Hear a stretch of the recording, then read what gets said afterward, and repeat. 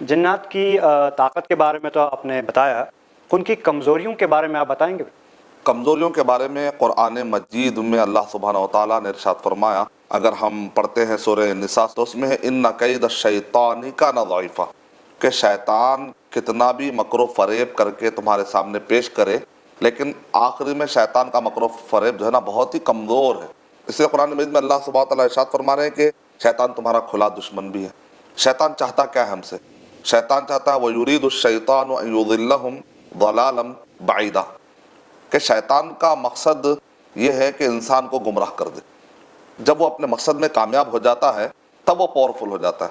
لیکن اگر ہم وَاعْتَصِمُوا بِحَبْلِ اللَّهِ جَمِيعًا وَلَا تَفَرَّقُوا، اگر ہم اللہ سبحانہ تعالیٰ کی رسی یعنی قرآن مجید کو اگر مضبوطی سے تھام لیں گے تو پھر اللہ سبحانہ تعالیٰ کی مدد ہمارے لیے، ہر فتنے سے بچنے کا راستہ یہ ہے۔ ہم کہتے ہیں اہدنا الصراط المستقیم صراط الذین انعمت علیہم غیر المغضوب علیہم ولا الضالین، تو اللہ تعالیٰ سے ہم کو تو ہدایت کا راستہ مانگنا پڑے گا۔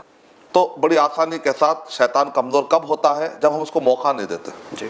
لیکن وہی شیطان ہمارے اوپر بھاری پڑ سکتا ہے اگر ہم اس کے باتوں پہ چلے جاتے ہیں۔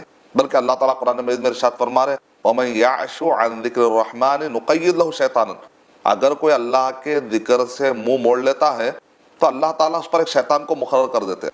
حالانکہ شیطان ہے کمزور، لیکن شیطان پاورفل کب ہو جاتا ہے؟ جب ہم اللہ سبحانہ و تعالیٰ کی نافرمانی کرنے لگتے ہیں تو شیطان عذاب کے طور پر انسان پر مسلط ہوتا ہے۔ سورہ طٰہٰ میں اللہ تعالیٰ نے بہت ہی واضح انداز میں کہا کہ جو قرآن مجید کو اپنی زندگی کا لائف اسٹائل نہیں بناتے تو وہ سارے لوگ بھی ان کی زندگی اجیرن ہو جاتی ہے۔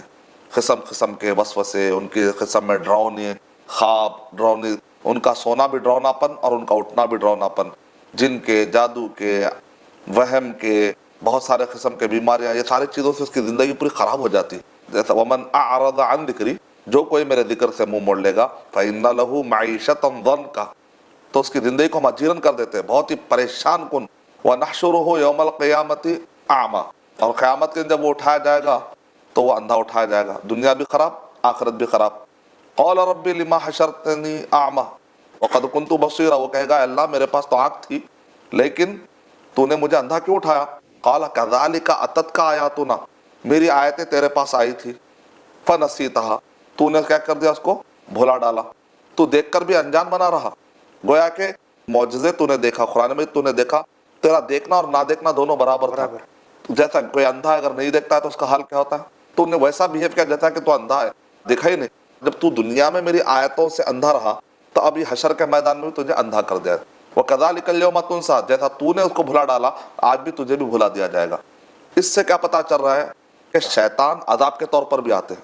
کمزور ہے شیطان لیکن قوت والا بن جاتا ہے اس وقت پر جب کہ اللہ کی مدد ہمارے ساتھ نہیں ہوتی ہے۔